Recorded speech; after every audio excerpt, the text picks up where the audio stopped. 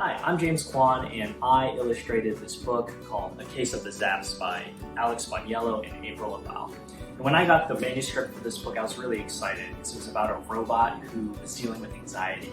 And I personally love sci-fi stories and children's books that deal with tricky emotions, and this book combined those things into one. So I was really excited to start designing this world full of robots. And those designs started with Pi. And I wanted Pi to have a big face to express all of these different emotions that they were going to feel along the way. My process for the spreads was to start on paper and pencil. So everything was drawn in graphite first before I scanned them into the computer and colored them and brought them to life with all the vibrancy that you'll see in the book. My favorite part of the project was illustrating all of the different expressions that Pi has. They feel all kinds of different emotions along the way, from excitement to anxiety to calm to happiness, and it was really fun to discover all those drawings along the way. Overall, I really loved illustrating this book, and I love that it talks about mental health for children, which I think is a really important thing to help these kids navigate these confusing emotions. So thank you for checking out the book.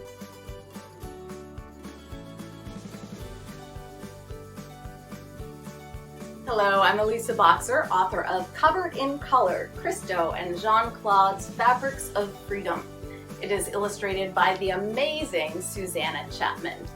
For as long as I can remember, I have been fascinated by Christo and Jean-Claude's massive scale public art, but it wasn't until I began looking into Christo's background that I realized what an absolutely wonderful children's book this would make.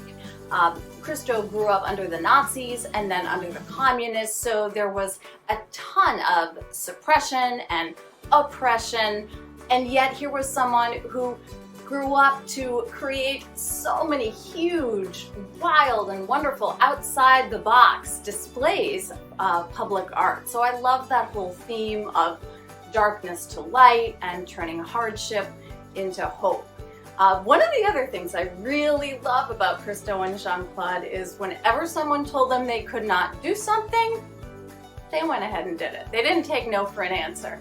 And one of my favorite examples of that is here in the book. So Christo and Jean-Claude had just finished wrapping their first building, and they wanted to wrap an entire coast. And everyone told them the same thing. A coast cannot be wrapped. Well, here's what they had to say about that. They wrapped a coast, an entire coast, the coast of Australia. So I hope that this book inspires you to do what people are telling you cannot be done, and I thank you so much for letting me pop in and tell you about our book.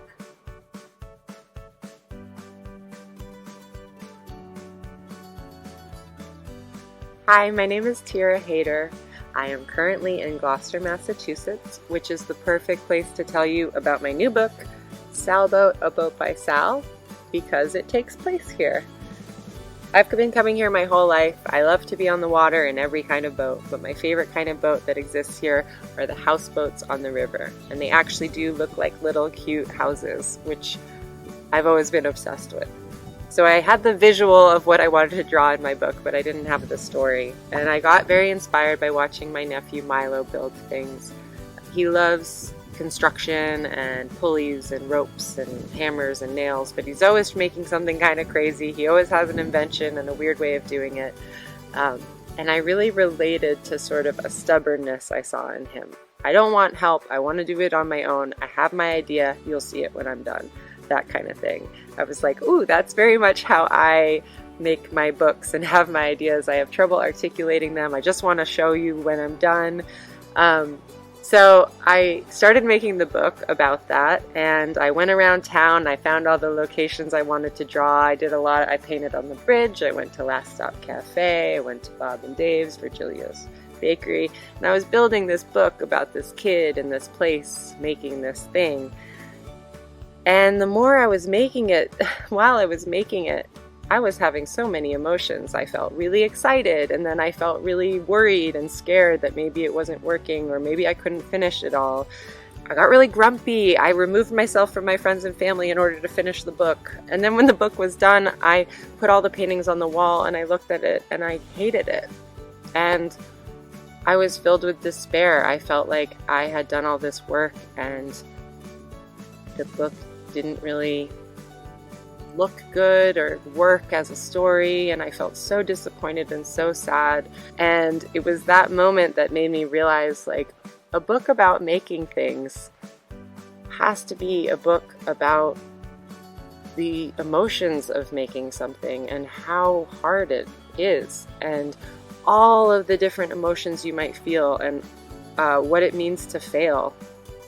And in my experience, my book didn't get good until I started listening to my friends and family and the people I loved around me. That's always how it works with all of my books. And I really wanted that for Sal too. He can't launch his boat without the help from his community.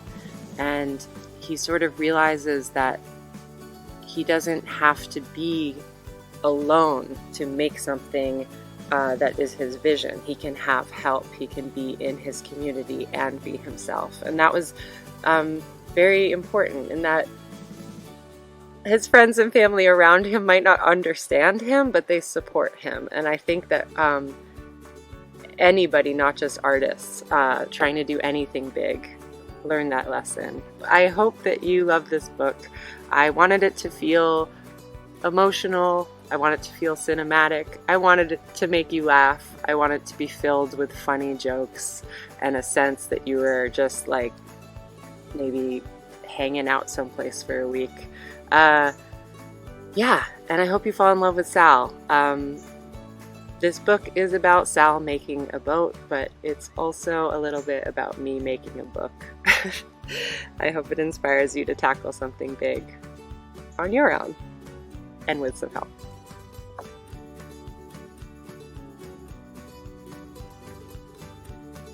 Hi everyone, my name is Mirelle Ortega and I am the author and illustrator of Magic Once in a Faraway Land. Magic is a book about the magic of change and transformation that happens all around us.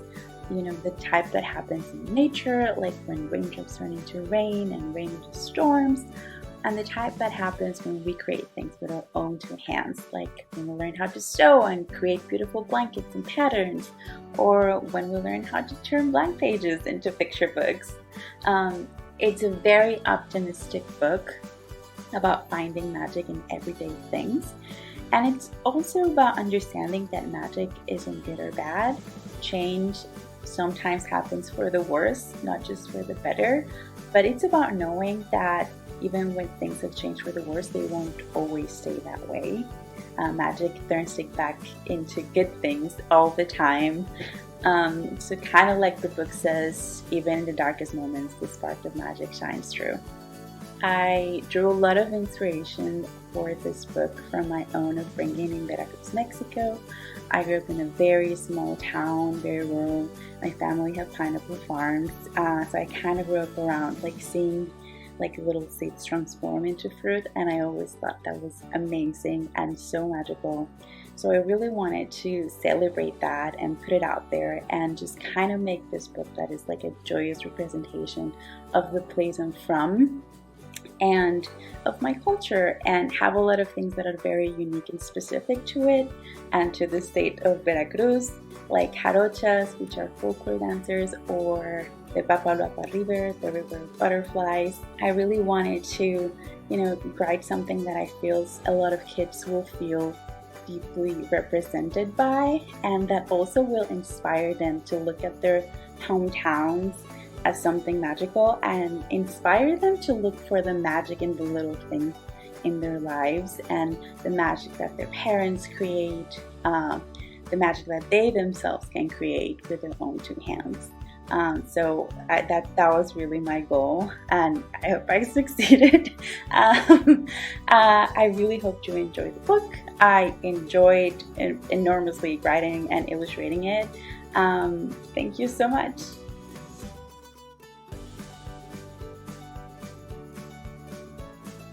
Hello, my name's Patrice and I am the author of Our Story Starts in Africa, and Janetta Gonzalez is the illustrator. So, I'll tell you a little bit about myself first, because that relates to the story. So, I was born in Brighton, in the south coast of England, and I was the first in my family to be born in the UK. My parents are from the Caribbean. And the first time I went to Trinidad to meet my whole family, because my mum's the only one in England, I was 6. And why do you need to know that? Because part of that inspired this story. And in this story, Paloma, she goes and visits her family in Trinidad, and they can't understand her accent. So suddenly she thinks, I'm not part of this family, who am I?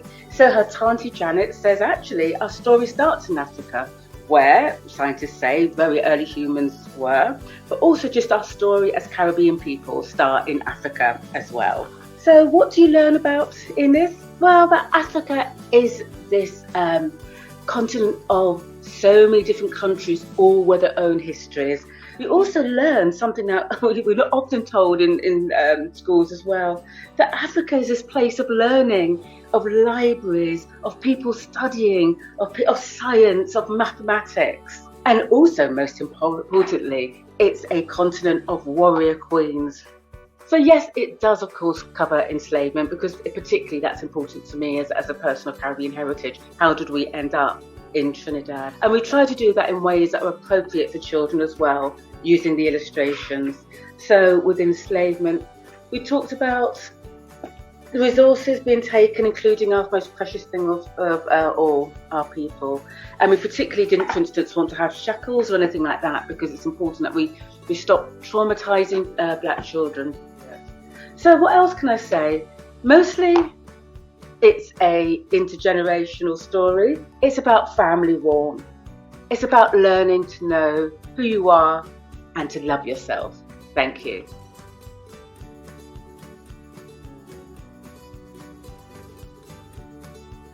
Hi, my name is Reul, and I am an author and illustrator of lots of picture books, including BUBBIE and RIVKA'S Best Ever CHALLAH so far. This is a book about a little girl named Rivka and her grandmother. BUBBIE is the Yiddish word for grandmother, and it's about how they're trying to do something for the very first time. They're trying to bake a loaf of challah bread, and it turns out not so perfect at first, the way a lot of first tries turn out, right? This book is about trying something new together and trying not to worry too much about whether it's really good or not, to just keep trying. That's actually a lot like the process that I take with my work when I'm creating a new book. I try not to worry too much whether that book is really good or not. I just keep going. I'm trying to make it a little bit better each time I revise and do it again. So I wanted to show you a couple little things. One of my favorite things about making this book was I designed a bunch of different outfits and jewelry for BUBBIE and Rivka to wear.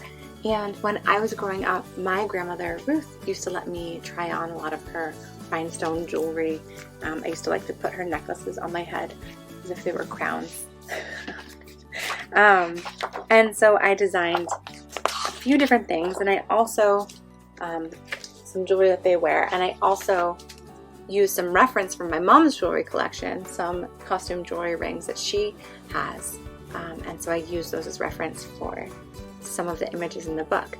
And something else that I really like about this book is I tried to make some family photos. I drew some family photos of BUBBIE and Rivka and their family, and sort of BUBBIE growing up through the years. And I really love looking at my own family photos and even other people's family photos, seeing how people are the same and different over time. That's a really fun thing. And even at the end of this book, there's an illustration where I included a drawing of a photo, an old photograph of my great-grandmother whose name was Rivka. And so I included that in here too. So that's my little recap of BUBBIE and RIVKA'S Best Ever CHALLAH so far. And I hope you'll check it out. Thanks so much.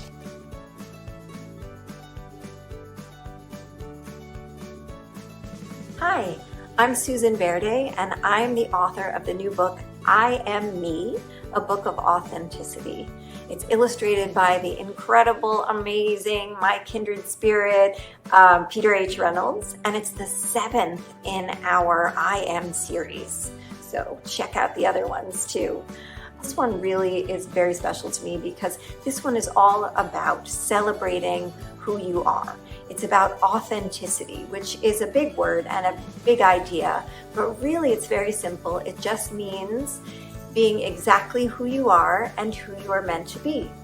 Just like I have a cat who has no fur, and he's happy being a furless cat, and that's what makes him amazing and beautiful. So that's how I want you to feel when you read this book. Sometimes we think the things that make us different, that separate us from others, are things that we should try to hide or keep away and keep quiet about. But really, these are the things that make us amazing and special and beautiful. And these are things to be celebrated. We are to be celebrated. And there is never going to be another you. You are the only you there ever is and ever will be. So I Am Me is all about celebrating that and not feeling like you're too much or you're not enough, but knowing that you're beautiful and miraculous just as you are, that you are worthy, that you matter, and all the things about you, who you love, the way you think, the way you dress, the way you learn, the way you look, those are all the things that make this world an amazing, incredible, beautiful place. And so this book is about celebrating all of that and all that's inside you. And I encourage all of you to be just who you are, whether it's an artist, a mathematician, a scientist, or even a hairless cat. So you are you. You are authentic and you matter. I hope you enjoy this book as much as I do. Thank you.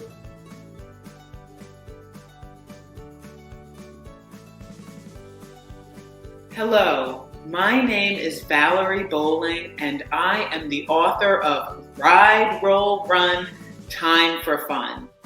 And I wrote this book because I wanted to celebrate kids being kids, having fun, playing outside right in their neighborhoods with their friends.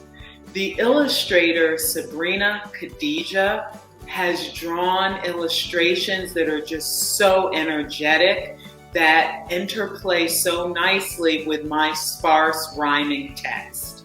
And I'm so grateful to her for bringing these images alive. There are children in the book enjoying games of basketball, of hopscotch, children jumping rope, drawing on the sidewalk, riding a bike or a scooter. Whatever they enjoy doing outside is fine. The idea is that they get outside and get active and away from these screens that they've been in front of so much. And so that's what I really wanted to portray. And I'm hoping that the book will inspire not only children, but their families to get out together and engage in these activities. My books tend to deal with topics of diversity and connection and community. And Ride, Roll, Run, Time for Fun is no different. So I hope that young readers and their families will get out and ride, whether they're riding their bikes, whether they're rolling on skateboards or rolling in their wheelchairs and playing games. And those who love to run and are able to run, I hope they will just run outside safely, of course, but that they will run and have races with each other and just run and jump and have fun. This is definitely a joy book, and I hope you enjoy it.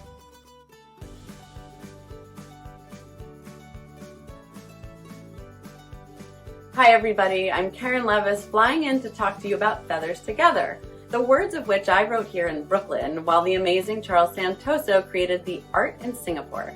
Because just like our stork friends here, Charles and I connect across countries. Feathers Together is about best friends Malina and Klepetan, two brave explorers who always adventure together. They are super excited about their first migratory flight from Croatia to South Africa. But then Malina gets injured and can't fly. So the two are forced to adventure apart for the very first time and navigate their shared ache of missing from across the world. This book is inspired by a real pair of graceful and goofy storks who separated and reunited seasonally for 19 years. When I heard of their story, I immediately thought of kids and families navigating all kinds of separations. And by the time I was revising, the pandemic had arrived. So I really hope that our book will validate all of the sweet and thorny emotions that kids feel. Some of which, apparently, they share with the real storks. I was fascinated to learn that the real storks would behave grumpy with each other 3 days before Klepetan took off. It reminded me about how my niece gets extra clingy or cranky the day before I leave from a visit, and how I get cranky too, because last days are hard. Just like kids, Malina and Klepetan have to get creative about how to connect with each other from afar. They decide to send stories through the stars and jokes in the clouds. The Stories Through the Stars was inspired by my grandparents, who during World War II, when they were separated, decided that they would talk to each other every night through the moon. I have a blast making up jokes with my nephew, so I purposely left room in the story for kids to decide what they think Malina sent as a joke to Klepetan, and Charles brilliantly gave them some prompts in the shapes of the clouds. As I wrote the end, I remembered being in a plane full of students who were returning to their families and friends in Cape Verde, West Africa, after spending the school year in the United States. Up in the sky, between their two countries, they were full of the excitement of return and the sadness of leaving, and all kinds of worries and hopes. So, just like the real storks, our storks do reunite in spring. But first they experience both literal and emotional turbulence as Klepetan makes his way back. When he finally lands, they are surprised to find that first hello a bit challenging. Which makes sense, because even with our favorite storks, reunions can be as awkward as they are wonderful. Thank you for all you do for young readers. Feathers Together.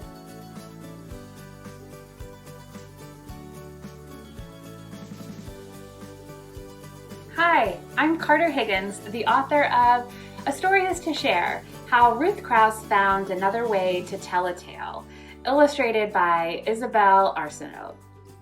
If you were to ask any picture book maker about their story heroes, I'm sure you'd hear the name Ruth Krauss pop up a time or two. I'm pretty sure I would not be making books for kids today if it weren't for my beloved childhood copies of The Carrot Seed, and A Hole Is to Dig, and a couple of my other favorites, Everything Under a Mushroom, and A Moon or a Button. Ruth Krauss had a particular ear to the accidental poetry of the way kids speak, just naturally. She understood the way they see the world because she was just as playful, just as experimental, just as fearless, and just as fascinated by the many vehicles to tell a story. So in a lot of ways, Ruth Krauss strikes me as a big kid herself, and that's what we wanted to capture in this book. You don't need to know a lot about the history of children's literature in order to enjoy this portrait of an extraordinarily creative person and her process. Before she was a writer, of course, she was a kid.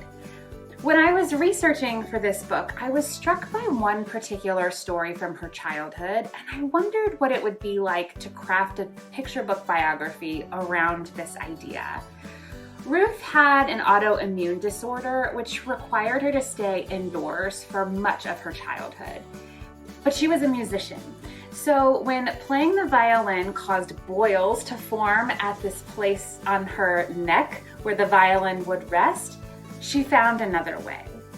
Ruth turned the violin around the wrong way.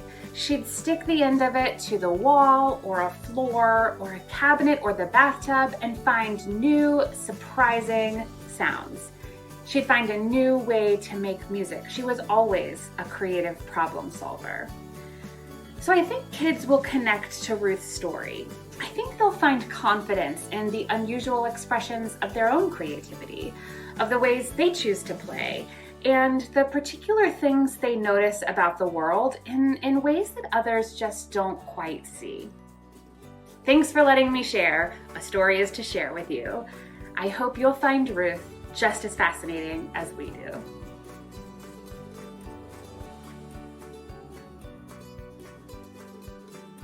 Hi everyone, my name is Duncan, or in Spanish everyone pronounces my name Duncan, so you can call me Duncan or Duncan Tonatiuh. And I'm an author and illustrator of books for young readers. I have made 14 books. Most of them I wrote and illustrated. And if you've seen any of my artwork before, it's very influenced by these kinds of drawings, by pre-Columbian art, by the art that people like the Aztecs or Mexica made, the Mixtecs, the Maya. And so actually for my latest book, because I've been influenced by this kind of artwork for a long time, I decided to make a book about the people that made these books. People like the Mixtecs and the Mexica, they made these books that we call codices that are really long. And in these books, they told their stories of their warriors, their kings, their different gods. And so I thought it would be good to learn more about the people that made these books. And so the latest book is called A Land of Books, Dreams of Young Mexica Word Painters. And because there was this rich bookmaking tradition in the Americas, in this part of the world, before the Spanish and other Europeans came. And so in this book, a young girl tells her brother that their world is Anamoxtlalpan, a land of books, because there's different groups that made books.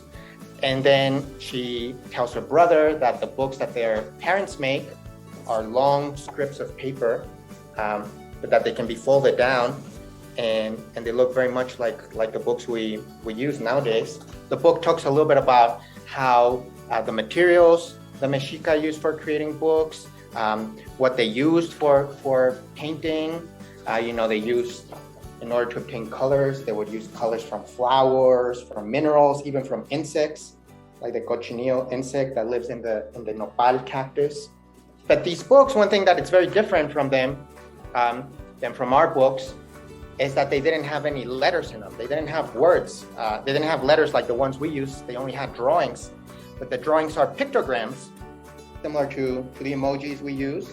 And these pictograms could be read. People knew how to read these books. Even though they didn't have letters, people could interpret the drawings. And that's why the drawings that people made in Mesoamerican times and pre-Columbian times were so stylized. So one part that I'm very proud about this book is I really tried to think of how the different pages work together, especially in a part of the book where this brother and sister, who are the children of Tlacuiloque, of painters of words, are dreaming of books themselves, of Amoxtin. So here the siblings, they're dreaming of books that are about the creation of the universe. And then the image, we zoom in, and here she's dreaming about books that are about history and the legends of the Mexica people, like the legend of how they went on this pilgrimage looking for an eagle on top of a prickly nopal where they would settle and build their mighty city, the city of Tenochtitlan. And then we zoom even further, and she's dreaming of books that have to do about the different Tlatoanis, the different governors and the alliances they made, and the different tributes that conquered people must send to their empire. And then we zoom in again, and this time it's the brother, and it's about tonalamatls, about almanacs, about calendar books that wise elders interpreted to determine which days were good, were auspicious for important events, like having a wedding or planting corn. And then we zoom out, now we pull away, and it's the brother dreaming of moshtin of books. They're about the plants and what illnesses they cure, or about the stars and their movements. So hopefully this was an interesting way of mentioning what pre-Columbian books were about, but doing it in an interesting visual way in which the pages interact with each other. And so, I really enjoyed work on this book because it was an opportunity for me to learn more about pre-Columbian art, which has influenced me for so much. And hopefully it'll be an opportunity for children, young readers, to know that there was this rich tradition of books in Mesoamerica before the Europeans and other Spanish came. Sadly, most of these books were destroyed during the conquest, and priests and others would burn them because they didn't agree. These books did not agree with their religious beliefs. But hopefully this is an opportunity for more people to learn about this rich tradition.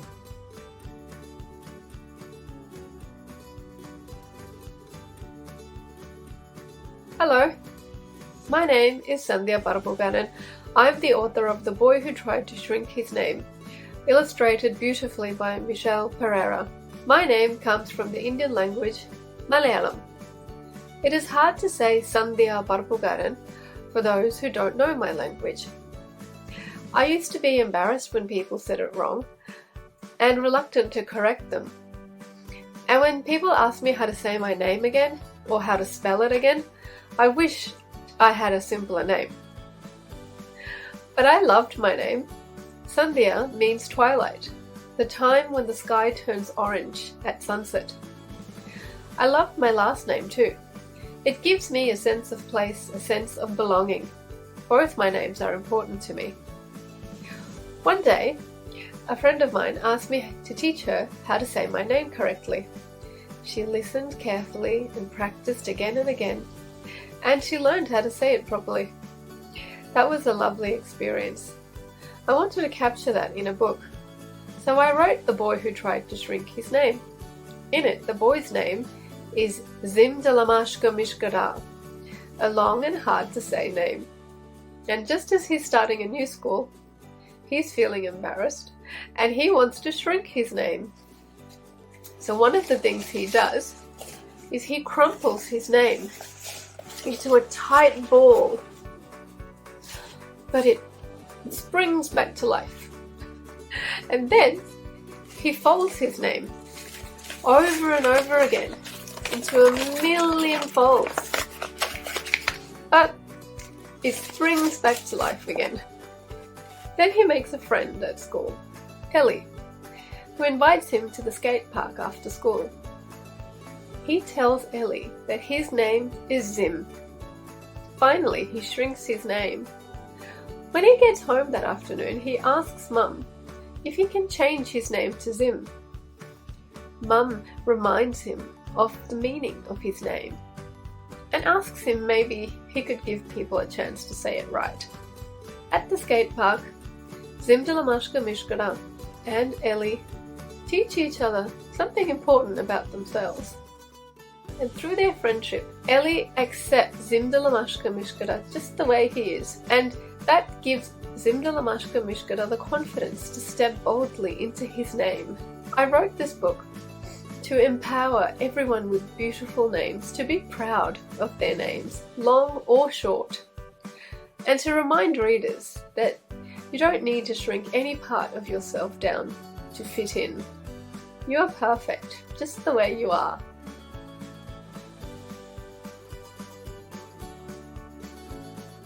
Hi, I'm Jessica Love, and I illustrated this new edition of Will It Be Okay by Crescent Dragon Wagon.